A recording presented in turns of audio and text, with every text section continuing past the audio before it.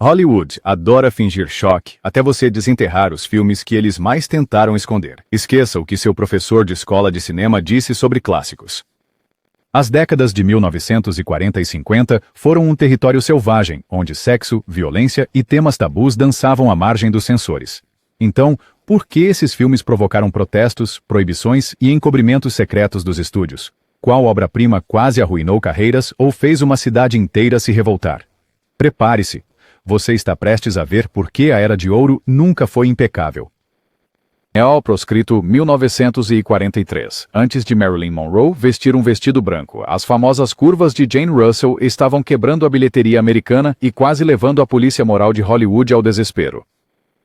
O Proscrito não é apenas um faroeste, é uma granada cultural. Produzido pelo gênio louco Howard Hughes, que nunca foi conhecido pela sutileza, este filme deveria ser sobre Billy the Kid e Doc Holliday. Em vez disso, tornou-se um escândalo nacional, e por um único motivo, decote. Hughes desenhou um sutiã personalizado para Russell, engenhado em segredo, que prometia torná-la a mulher mais notória da América. E, de fato, funcionou. A máquina de marketing foi a loucura, e os jornais clamaram sobre indecência. Grupos religiosos pediram um boicote, e o filme foi proibido em vários estados. Mas aqui está a piada. Quanto mais indignação o filme provocava, mais longas eram as filas na bilheteria. Isso mesmo, pânico moral vendia ingressos. Os censores exigiram cortes. Hughes jogou duro, retirando o filme e depois relançando-o com uma publicidade ainda mais sensacional. A própria Russell estava estampada em outdoors, deitada no feno com um olhar sedutor que fazia os fiscais do Código Reis desmaiarem. O filme passou anos oscilando entre proibições e lançamentos, com cenas cortadas, restauradas ou completamente ocultas, dependendo do estado em que você estava. Foi a história que tornou The Outlaw infame, dificilmente. Os críticos criticaram o enredo, mas ninguém estava lá pelo roteiro. No final, não importou. The Outlaw transformou Jane Russell em uma lenda de Hollywood e Howard Hughes em um herói popular para cada chefe de estúdio, com uma rixa secreta contra os censores. A mensagem era clara. Se você quer que as pessoas vejam seu filme, deixe que saibam que não deveriam. Pacto de Sangue, 1944. Quer falar sobre mulheres perigosas e homens podres? Pacto de Sangue praticamente escreveu o manual. Em uma década dominada por heróis de guerra virtuosos e donas de casa virtuosas, o filme noir ardente de Billy Wilder era como um gole de uísque no ponche da escola dominical. Aqui está um filme onde a femme fatale, Phyllis Dietrichson, interpretada por Barbara Stanwyck, com uma peruca platinada mais afiada que uma lâmina de barbear, seduz um simpático agente de seguros a cometer assassinato, fraude e caos de traições. Os censores. Eles ficaram furiosos. O Código Reis, o Comitê de Moralidade autonomeado de Hollywood, não queria nada com adultério, assassinato ou simpatia pelo mal. O roteiro passou por tantas reescritas que Wilder brincou que precisaria de sua própria apólice de seguro só para terminá-lo. Os estúdios imploraram ao escritório do Código de Produção por aprovação, apenas para receber uma lista de coisas que absolutamente não poderiam ser mostradas, ditas ou implícitas. Mas aqui está a verdadeira controvérsia. Double Indemnity não apenas contou uma história ruim, fez você torcer pelos vilões. Cada olhar sedutor, cada ameaça sussurrada e cada momento de tensão deixaram os espectadores à beira. O público adorou, mas os cruzados morais queriam que fosse queimado. Os críticos chamaram de uma obra desagradável. Igrejas instaram os paroquianos a boicotar. Nada disso parou o burburinho. O filme acumulou indicações ao Oscar e reescreveu as regras do que os dramas criminais podiam fazer. A história de Phyllis e Walter não terminou bem. Spoiler, ambos acabam em ruínas. Mas os verdadeiros vencedores foram todos os futuros diretores que queriam inserir um pouco de escuridão em seus dramas. O escândalo não enterrou o Pacto de Sangue, tornou-o imortal. Farrapo Humano, 1945. Esqueça tudo o que você pensa saber sobre a velha Hollywood jogando pelo seguro. Quando The Lost Weekend chegou aos cinemas, atingiu o país como um tijolo através de uma janela de vitral. Antes deste filme, beber nos filmes significava um bêbado engraçado em uma festa, ou um detetive durão com um uísque puro. Billy Wilder, nunca tímido em cutucar a fera, queria mostrar o alcoolismo com todas as suas facetas. Ray Milland estrela como Don Burnham, um escritor no meio de uma bebedeira de 4 dias tão crua, tão honesta que até os críticos mais avessos à bebida não conseguiam desviar o olhar. Quer polêmica? A indústria de bebidas alcoólicas implorou a Paramount para não lançar o filme. Algumas redes de cinema se recusaram terminantemente a exibi-lo, com medo de que fizesse o consumo de álcool parecer uma sentença de morte e levasse suas vendas de concessão junto. E os moralistas? Eles perderam a cabeça. Como ousa um filme mostrar um homem respeitável se desmoronando, alucinando, implorando e roubando por sua próxima bebida? O brilhante é como Gable navega a linha entre herói e pária. Christian não é santo, ele é um homem levado ao limite pela crueldade e injustiça. As questões morais no coração do filme são tão relevantes agora quanto eram em 1935. Quando é certo desafiar a autoridade? E qual é o custo da liberdade? E vamos falar sobre os visuais. Navios envoltos em névoa, ondas rolando e o olhar penetrante de Gable cortando tudo isso. Este filme foi um verdadeiro fenômeno. Ganhou o Oscar de melhor filme e transformou Gable em um símbolo de rebeldia. Fora da tela, Gable estava tão comprometido com a autenticidade que se recusou a usar uma peruca para o papel, apesar das exigências do estúdio por precisão histórica. Esse é Gable. Teimoso, intransigente e sempre pronto para quebrar as regras, tanto na tela quanto fora dela. Se você quer ver onde nasceu o mito do anti-herói cinematográfico, ancore aqui. O Destino Bate à Sua Porta, 1946. Quando você imagina Hollywood do pós-guerra, pode imaginar damas elegantes e cavalheiros charmosos trocando diálogos espirituosos. Mas o destino bate à sua porta, escancarou as cortinas. Lana Turner, naquele traje todo branco, aquele que os censores juraram ser provocante demais, preparou o cenário para uma história tão ardente que até o título parecia uma insinuação. Baseado no já infame romance de James M. Cain, este filme estava praticamente destinado a problemas. É uma história de luxúria, assassinato e traição. Um vagabundo, uma esposa insatisfeita e um plano para eliminar o marido. O que poderia dar errado? Que tal isso? Os censores tentaram estrangular a história antes mesmo de chegar aos cinemas. O romance original foi condenado como imoral desde os anos 30, e tentativas anteriores de adaptá-lo estavam mortas ao chegar. A administração do Código de Produção se preocupou com cada cena. Assassinato era arriscado, adultério escandaloso, olhares lascivos entre Turner e John Garfield praticamente radioativos, mas a MGM não estava disposta a deixar que uma pequena coisa como pânico moral matasse seu sucesso de bilheteria. Eles foram criativos, passando as coisas ruins pelos censores ao envolver cada cena lasciva em uma camada de plausível negação. Claro, a Cora de Lana nunca dizia o que estava pensando, mas aquele olhar no rosto dela, o público sabia. E quando o filme finalmente estreou, as pessoas fizeram fila em massa. Alguns críticos criticaram, grupos religiosos pediram boicotes, mas o burburinho foi nuclear. Décadas depois, O Destino Bate à Sua Porta é reconhecido como uma aula magistral de narrativa subversiva. Suas marcas estão por toda parte no noir moderno, e suas controvérsias são a razão pela qual ainda é comentado hoje.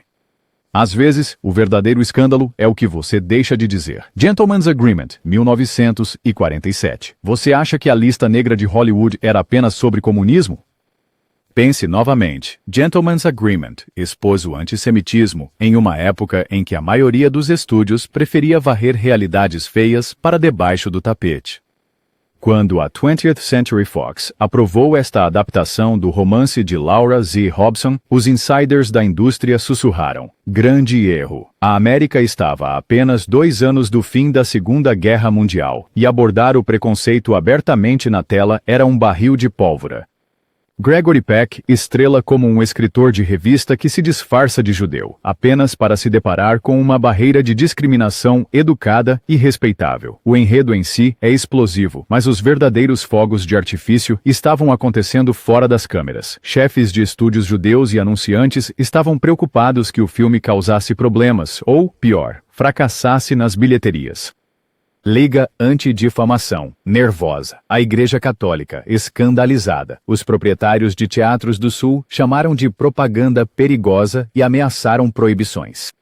O correio de ódio começou cedo. Alguns tão maldosos que Peck os guardou por anos como um lembrete do que o filme enfrentava. Enquanto isso, o diretor Elia Kazan avançou, recusando-se a adoçar a realidade. Os censores resmungaram sobre o tema incendiário, mas não puderam contestar a fria e dura verdade do roteiro. Verdade. O preconceito estava vivo e bem na sociedade educada. As consequências? O filme Gentleman's Agreement não apenas causou controvérsia, mas também abriu a conversa de forma ampla. Ele ganhou 3 Oscars, incluindo o de melhor filme, mas também levou a repercussões na carreira de alguns envolvidos. Rumores circulavam de que fazer o filme levou o roteirista, Moss Hart, a ser discretamente colocado na lista negra mais tarde no Red Scare, e alguns membros do elenco e da equipe se viram banidos das círculos de Hollywood polido. Mas o verdadeiro legado? O Acordo de Cavalheiros provou que você poderia enfrentar os problemas mais desagradáveis da América e ainda sair com um sucesso. As únicas pessoas realmente desconfortáveis eram aquelas que se viam nos vilões. Narciso Negro, 1947. Se você acha que um filme sobre freiras no Himalaia seria seguro, pense novamente.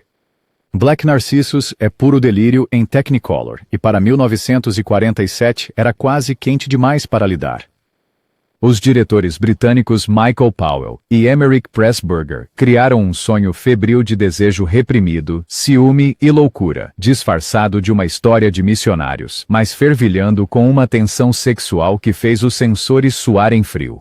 Deborah Kerr estrela como irmã Clodagh, liderando um grupo de freiras para converter um antigo palácio, que já foi lar do harém de um príncipe do Himalaia, em um convento. Mas o local não é apenas exótico, é assombrado pela tentação. Os sentidos ficam aguçados, os limites se confundem e uma freira interpretada por Kathleen Byron desliza para uma insanidade manchada de batom. E depois, a David Farrar como o inglês robusto cuja presença praticamente transforma o convento em um barril de pólvora. Sensores de ambos os lados do Atlântico protestaram. As autoridades britânicas se irritaram com a sugestão de que freiras tinham desejos sexuais, enquanto os sensores americanos ameaçaram bloquear seu lançamento, a menos que as correntes eróticas fossem atenuadas. Grupos católicos protestaram, alertando o público para se manter afastado. Powell e Pressburger mantiveram sua posição, recusando-se a neutralizar seu filme, e os críticos tanto os amaram quanto os odiaram por isso. Os visuais por si só eram controversos, luxuosos, surreais, quase alucinatórios. Black Narcissus deixou os espectadores inquietos, os críticos divididos e os moralistas furiosos. Nos Estados Unidos, alguns cinemas o baniram completamente, enquanto outros cortaram o filme em pedaços. Ainda assim, seu impacto é lendário. Inspirou gerações de cineastas e tornou-se um favorito cult para cinéfilos que gostam de seu drama servido com um toque de loucura. Então, se você já se perguntou até onde cineastas antigos podiam desafiar tabus, não procure mais. Black Narcissus garantiu que nem mesmo o convento estivesse a salvo da controvérsia. Pink, 1949. Hollywood não estava pronta para Pink e, francamente, grande parte da América também não. Este drama abordou a questão racial de forma direta, de um jeito que ainda deixa a indústria nervosa. Jeanne Crain interpreta Pinky Johnson, uma mulher negra de pele clara que se passa por branca no sul de Jim Crow. Essa decisão de elenco, usando uma atriz branca para o papel, já causou polêmica, mas a controvérsia não parou por aí. A história segue Pinky enquanto ela retorna do norte, confrontando sua identidade e o racismo profundamente enraizado de sua cidade natal. O filme não evita verdades feias, assédio, batalhas legais, ostracismo social e a interminável pergunta de quem você é. Para 1949, isso foi dinamite. Grupos de direitos civis estavam divididos. Alguns elogiaram Pink por iluminar o preconceito. Outros condenaram a escolha do elenco como mais um branqueamento de Hollywood. O Sul ficou furioso. Muitos cinemas se recusaram a exibi-lo e alguns funcionários municipais ameaçaram tomar medidas legais se o filme fosse exibido. A Fox até trocou de diretores no meio da produção. John Ford saiu devido a desentendimentos criativos e Elia Kazan assumiu sem se deixar intimidar pela ameaça de reação negativa. O mais surpreendente é que Pink não foi apenas um para-raios. Foi um sucesso de bilheteria, provando que as pessoas compareceriam para enfrentar verdades difíceis, não importa o quão complicadas. Mas as repercussões continuaram. Vários membros do elenco, incluindo Ethel Waters, enfrentaram consequências profissionais por participar de algo tão perigoso. Jeanne Crain recebeu tanto uma indicação ao Oscar quanto uma enxurrada de cartas de ódio. Olhando para trás, Pink é um marco não apenas para a questão racial em Hollywood, mas por destruir o mito de que não se podia falar sobre as realidades mais feias da América e ainda assim lucrar. Às vezes, a verdadeira controvérsia é ousar dizer a verdade em uma sala cheia de mentirosos. The Asphalt Jungle, 1950. Você quer realidade crua? Você quer problemas? The Asphalt Jungle é o ponto de partida para o crime compensa. Até que não seja gênero. Este não é o assalto educado dos seus pais. É a obra-prima dura, suada e insensível de John Huston que faz cada sombra parecer uma ameaça. Em 1950, isso era pura dinamite. O filme mergulha fundo no submundo sórdido de uma cidade americana sem nome. Não há heróis aqui, apenas uma gangue de criminosos, cada um com seu próprio sonho condenado, planejando um roubo de joias tão intrincado que faria um relojoeiro suíço suar. A câmera de Huston se detém em pensões baratas, ruas sujas e rostos desesperados. A Marilyn Monroe, em um papel inicial, deitada no colo de um benfeitor e parecendo encrenca, mas a verdadeira controvérsia. O segredo das joias recusou-se a fingir que o crime era apenas um jogo. Não glamorizou a lei e a ordem nem distribuiu punições arrumadinhas no final. Em vez disso, a polícia parece quase tão corrupta quanto os bandidos. E as mulheres? São complicadas, às vezes cúmplices, às vezes apenas tentando sobreviver. Os censores entraram em pânico, exigiram reescritas e refilmagens. O escritório Reis quase teve um colapso por causa do conteúdo sugestivo e da falta de resolução moral. Algumas autoridades locais o baniram completamente, enquanto grupos religiosos o denunciaram como moralmente falido. Críticos o chamaram de um plano para comportamento criminoso, preocupados que inspiraria uma nova geração de verdadeiros artistas de assaltos. Mas adivinhe? O público ficou fisgado. The Asphalt Jungle abriu caminho para clássicos no ar e dramas criminais que ousaram mostrar o mundo como ele realmente era, bagunçado, corrupto e um pouco próximo demais de casa. A verdadeira lição? Às vezes, os filmes mais perigosos são aqueles que se recusam a mentir. Crepúsculo dos Deuses, 1950. Se Hollywood pudesse escrever seu próprio obituário, Crepúsculo dos Deuses seria o elogio fúnebre e que funeral escandaloso acabou sendo. O clássico de 1950 de Billy Wilder não é apenas uma história sobre estrelas decadentes e roteiristas desesperados. É uma crítica feroz, com dentes e garras, de toda a indústria cinematográfica, com a tinta mal seca nos livros de contabilidade dos estúdios. Norma Desmond, de Gloria Swanson, é a ícone desbotada que se recusa a encarar a realidade, vivendo em uma mansão em ruínas onde tempo, fama e sanidade começaram a se confundir. Desde o momento em que um roteirista morto flutua na piscina, você sabe que este filme não segue as regras. Sunset Boulevard expôs a roupa suja de Hollywood em público, atrizes envelhecidas descartadas como notícias de ontem, a máquina impiedosa dos estúdios e o sonho tóxico de imortalidade que devora qualquer um ingênuo o suficiente para acreditar nele. Wilder não tinha medo de fazer inimigos. Estrelas e magnatas da vida real resmungaram que o filme atingiu muito perto de casa. Louis B. Mayer, rei da MGM, supostamente explodiu após uma exibição privada, gritando que Wilder deveria ser coberto de piche e penas. Os censores odiaram a escuridão do filme, seus sutis tons necrófilos e a maneira desinibida com que envergonhava os piores hábitos de Hollywood. Repórteres adoraram o drama e a Legião Católica da Decência olhou de lado para o seu conteúdo impróprio. No entanto, apesar de toda a indignação, o filme foi um sucesso. Os espectadores não conseguiam desviar o olhar do espetáculo do colapso de Norma ou do roteiro afiado que gotejava veneno e humor trágico. E as consequências? Sunset Boulevard tornou-se uma lenda, citado por todos, de cinéfilos a estrelas pop. A indústria pode ter tentado enterrar seus próprios esqueletos, mas Billy Wilder simplesmente os colocou no jardim da frente. Hollywood nunca mais conseguiria esconder seus pecados da mesma forma. A Montanha dos Sete Abutres, 1951. Se você acha que escândalos na mídia são uma invenção moderna, A Montanha dos Sete Abutres fará você pensar duas vezes e talvez jogar sua TV pela janela. A segunda entrada de Billy Wilder nesta lista é uma acusação brutal e implacável do jornalismo desenfreado. Kirk Douglas é Chuck Tatum, um repórter desacreditado tão desesperado por uma manchete que manipula uma cidade inteira e a nação, prolongando o resgate de um menor pelo tempo que conseguir vender jornais. A controvérsia foi imediata e ensurdecedora. Os críticos chamaram-no de cínico, cruel e absolutamente venenoso.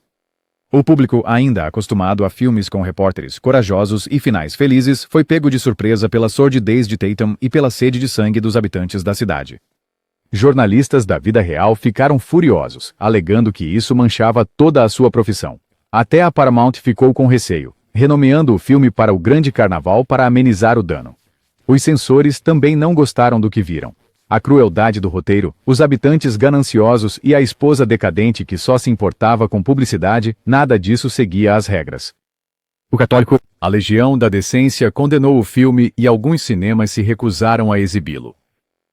A mensagem era clara. Você não expõe tanta roupa suja sem se molhar. Mas aqui está a reviravolta. Ace in the Hole era muito afiado, muito real e muito à frente de seu tempo para ser esquecido. Críticos e historiadores agora o classificam entre os maiores filmes americanos, uma verdadeira profecia da manipulação da mídia que parece ainda mais relevante hoje. A obra-prima de Coração Negro de Wilder provou que a controvérsia pode ser a melhor publicidade de todas. Uma Rua Chamada Pecado, 1951. Existem escândalos e depois há Uma Rua Chamada Pecado, o filme que fez até os censores suarem frio. A adaptação de Elia Kazan da peça de Tennessee Williams foi uma granada lançada nas salas de estar da América dos anos 1950. O Stanley Kowalski de Marlon Brando exalava sexualidade crua, violência e aquele infame magnetismo animal que deixou os críticos escandalizados e o público babando, mas a verdadeira tempestade começou antes mesmo das câmeras começarem a rodar. O escritório Reis, Guardiões da Virtude Moral, exigiu mudanças no roteiro por toda parte, cortando ou suavizando referências à homossexualidade, agressão sexual e doença mental. Eles cortaram cenas, reescreveram diálogos e tentaram amenizar a espiral trágica de Blanche Dubois. Ainda assim, o que sobreviveu estava fervendo. A atuação de Vivien Leigh como a desmoronante Blanche foi tão intensa que, segundo rumores, até os executivos do estúdio ficaram nervosos com o quão adulto o filme parecia. Quando o filme estreou, grupos religiosos e cruzados morais ficaram furiosos. A Legião Católica da Decência deu-lhe uma classificação de condenado por indecência. Os proprietários de cinemas do Sul ameaçaram não exibi-lo em suas telas. Ainda assim, o público acorreu em massa e os críticos não paravam de discutir. Era arte ou obscenidade? O impacto, um bonde, chamado Desejo, ganhou 4 Oscars, impulsionou carreiras e deixou uma marca permanente no que Hollywood podia mostrar e dizer. Também desencadeou anos de debate sobre censura e os limites da adaptação. Kazan e Williams não apenas ultrapassaram os limites, eles incendiaram o envelope e o enviaram para todos os teatros da América. The Moon is Blue, 1953. Se você quer saber o que poderia fazer a América dos anos 50 corar, não procure além de The Moon is Blue. Esta comédia romântica tornou-se um campo de batalha pela liberdade de expressão, não por causa do que mostrava, mas por causa do que ousava dizer. O filme usava palavras como virgem, seduzir e amante, termos que o código de produção considerava absolutamente radioativos. O diretor Otto Preminger, que nunca foi de agradar os censores, recusou-se a cortar ou mudar o diálogo. Os administradores do código entraram em pânico. Eles negaram ao filme um certificado, pensando que isso seria o fim, mas Preminger desafiou-os e lançou-o mesmo assim. A imprensa perdeu a cabeça. Como um filme não certificado poderia ser exibido em grandes cinemas? Líderes religiosos protestaram, e algumas cidades proibiram o filme completamente. Aqui está o verdadeiro golpe de mestre. A controvérsia apenas impulsionou as vendas de ingressos. O filme se tornou uma sensação, com multidões fazendo fila apenas para ver do que se tratava a confusão. Até a Suprema Corte se envolveu, e em uma decisão histórica, decidiu a favor do direito do filme de ser exibido. Preminger não apenas venceu, ele quebrou de vez a armadura do código de produção. A Lua é Azul provou que você podia falar sobre a vida real, sexo, desejo, tentação e ainda atrair um público. Foi o começo do fim para o regime de censura de Hollywood, tudo graças a uma pequena comédia com uma boca incrivelmente honesta. O Selvagem, 1953. Contra o que você está se rebelando? O que você tem? Com essa frase, Marlon Brando incendiou uma tempestade que atravessou a América dos anos 50. O Selvagem é o filme original de motoqueiros rebeldes, com Brando liderando uma gangue vestida de couro em uma pequena cidade e deixando um rastro de caos em seu caminho. Era barulhento, cru e descaradamente sexy, um coquetel molotov lançado na cara da sociedade educada do pós-guerra. Os censores quase perderam a cabeça. O filme foi condenado por glorificar a ilegalidade, com cenas de violência, bebida e comportamento sugestivo que fizeram grupos de vigilância ficarem escandalizados. O British Board of Film Censors baniu completamente o filme por 14 anos. Nos Estados Unidos, cinemas do Sul se recusaram a exibi-lo, e grupos religiosos alertaram os pais para não deixarem seus filhos chegarem perto dele. Mas aqui está a reviravolta. The Wild One não inventou a rebeldia adolescente, mas deu-lhe um rosto.